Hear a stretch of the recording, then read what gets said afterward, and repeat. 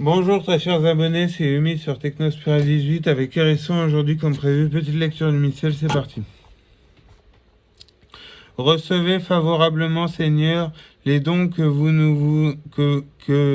nous vous présentions et faites qu'ils nous obtiennent le secours continuel de votre grâce par notre Seigneur Jésus-Christ. Que la réception de ce sacrement, Seigneur, de la confession de la Sainte Éternelle Trinité et de son unité invisible, nous procure le salut de l'âme et du corps par notre Seigneur Jésus-Christ. Seigneur qui nous avait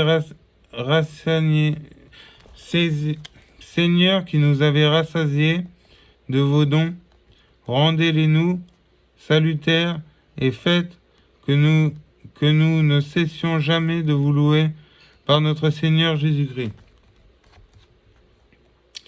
À la fin de la messe, au lieu de l'évangile de Saint Jean, on dit celui du dimanche. En ce temps-là, Jésus dit à ses disciples, « Soyez miséricordieux, comme votre Père est miséricordieux.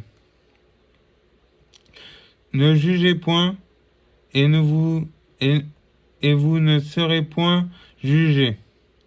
Ne condamnez point, et vous ne serez point condamnés. Pardonnez, et il vous sera pardonné. Donnez, et il vous sera donné.